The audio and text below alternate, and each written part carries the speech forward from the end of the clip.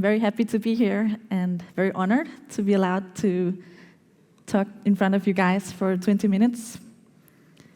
Let's see if we can get this working. Yeah. So I'm from social works. I know I was introduced about sustainable fashion, but that's not really my topic. My topic is I work at Social Works. We are one of the leading influence agencies in Scandinavia. So first off, who am I? And then I'll be talking about how it all started and hopefully inspire you guys to get started as well if you have a good idea. Then I will talk a bit about how do you know if it's a good idea. This is a question I've had so many times is, when do you know when it's worth it? Then what did it take to get started? How did we get started? And my top 3 mistakes, so maybe you can not do the same. And then I'll talk a bit about what I believe we need to see from leadership moving forwards. So who am I? I am born in Denmark and from Denmark. I am 29 years old, and I started as an entrepreneur at age 17. Back then, I bought Facebook pages that had a lot of followers, and then I used these to distribute commercials. So in a way, that was the same thing that influencers do today. That was just before it all existed. I've always been creating a lot of things. Ever since I was a kid, I always had a lot of projects and knew I could create stuff that other people would find interesting. So ever since I was very young, I even did clothes for Barbie dolls for my friends, and then they bought that. I started the first influence agency of Denmark when I was 22. And that was when we didn't really have Instagram. Instagram had just started, but that was more, people had blogs, and they used these to distribute their story and use their stuff there. Then 2 years later, we merged into Social Works. We got merged with another company and had an investor invest in us, and then we grew to being 15 employees today and work a lot with both creatives and data-driven influencer marketing. This year, I was awarded Forbes 30 Under 30 within media and marketing. So that was quite a big milestone. So how did it all start? I was kind of an entrepreneur by coincidence, like in the way that I am today, because I was working at an advertising agency. And then the founders of this agency, they asked me if I wanted to run a startup they were going to start, and I would be responsible for the project and get some shareholders, be a shareholder in that. And I found that very interesting, and I said yes to being a part of that. And then this company sold jewelry, and I spotted we could market this through influencers in a really clever way, but no one really understood what I was trying to say. I was really trying to convince people that this is the next big thing. But people were like, yeah, influencers, it's only going to be here for a year or so, and then it will be gone again. So I decided to take matters in my own hand and start my own company on my own. And then I also studied entrepreneurship back then, and I had an exam where I was telling about why influencer marketing is going to be a big thing. And my teacher turned it down big time and said, this is never going to happen, you shouldn't focus on that, get a real job. And I thought, okay, you might not believe in it, but I really do. So I kept on going, and as of today, it's a huge billion-dollar industry, so it is a thing. So when do you know if it's a good idea? I always say it's like being in love. You think about it 24/7, maybe you can't sleep, you talk about it to all your friends and family, and you really want to get feedback from a lot of people. And you might not even care what others think. You just think, I want to do this. So if you're that passionate about something, you should go for it. You should do it. So for me, what it took to get started was to find a solid partner, because I knew that 2 people with different competences can get a lot further than just one person.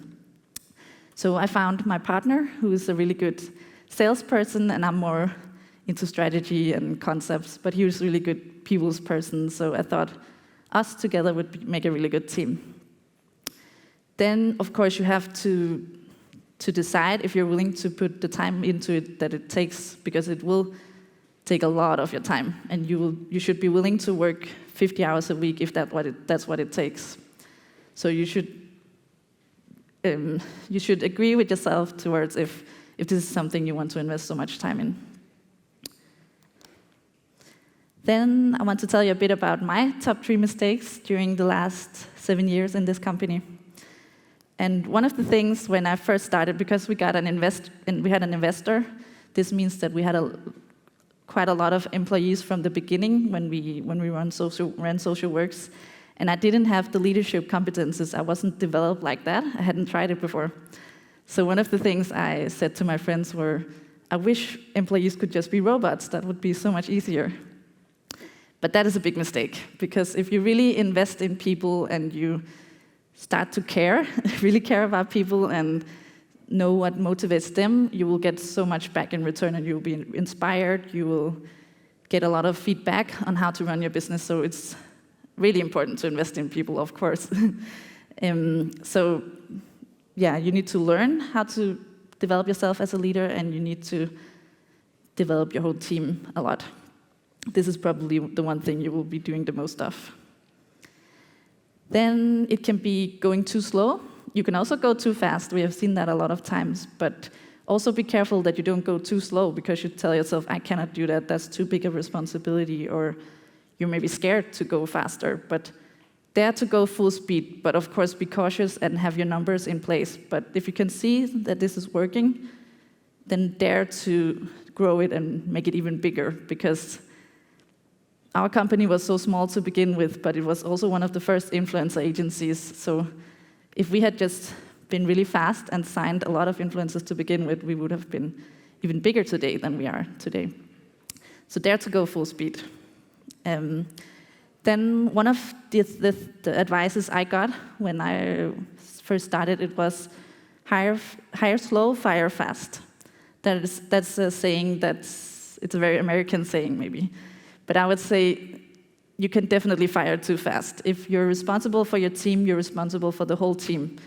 And when you're firing a person that is very likable within your team, or that's an important player within the team, that happens sometimes, then be really cautious of the way you do it. And make sure that everyone is on board, and make sure that you understand how this person is feeling. It might be necessary, but make sure that you're doing it in a proper way. It's so important, because it can ruin your whole team. So be very careful when you do something like that. Then I would like to talk a bit about what I believe we need to see from leadership moving forwards. In my experience, it's really important to be explicit and proactive, meaning that be explicit about your feelings and be explicit about where we're going, what is going to happen. Don't hold too much back. Also, if you don't agree with something, be explicit, because then people know they really know you, they know your stand, and this creates trust. So if you're explicit about your opinion, then this will create a much better working climate. And then be proactive. It's important as a leader to always be a few steps ahead, always know where's this headed, where are we going. So be proactive in everything that you do, or at least try to be. Also work on yourself. How well do you know yourself? How well do you know how you will react in certain situations? It's really important as a leader to know yourself very well. So you can do courses with your team, you can do courses for the management or even on your own, but it's important to know what are your talents, what are your pitfalls, and how do you react under pressure. And then also focus on what really creates value when working, because as you grow as a company, you will get into what's called pseudo work. It means that you can get into a lot of administration and paperwork, and we will report on this, and we need to check these numbers, but be aware of what really creates value for your product, and what do you really need to do to set this free. Then I believe work-life balance is also very important in the years to come. It has always been very focused on hours, hours, hours. I know I said before that you need to put a lot of work into it, and you do, But you also need to be really aware of work-life balance and give your employees or yourself the opportunity to also do something else, because you will be inspired and you will re-energize and you will come back to work much stronger. Then one thing I discovered was hire people you would likely be friends with. And of course also hire diverse. Don't hire one type of person, but hire people that you admire, that you believe have good values, that you can see yourself in some way, because if you really like the person, then you will be much better at a leader for them. So hire people that you believe have the right values, the right energy, the right outlook on things. And then, of course, hire diverse. You need to have different people in your team. You cannot just have one type of person, and outgoing, whatever. You need to have different people in your team. Then I believe it's as you grow as a company as well, you need to learn that it's not only about profit. You need to take a stand and you need to do better. So for your employees to feel that they're part of a purpose and a bigger journey, you need to take a stand on, okay, what is this company? What are the values of this company? How do we want to change the world? And for us, it is that as we grew, we discovered that we actually have a lot of responsibility. We have a lot of responsibility for who do we match with Adidas or Louis Vuitton or Dior. Who do we match with the big brands? Who do we push out there? And because they will grow a lot when we match them with a brand. So are they capable of inspiring the generations to come? So we want to make them become better leaders as well. Then I believe it's a good thing to be a vulnerable leader. It's a good thing to show character and to say when you have done a mistake, then tell it and say it. Of course, in the right way. You cannot blur it all out there, but dare to be a vulnerable leader, because that also creates a tight bond with your team. So it's really important to see people, and it's really important to help your employees see each other. They also need to care for each other. Yeah, that was all from me. Thank you.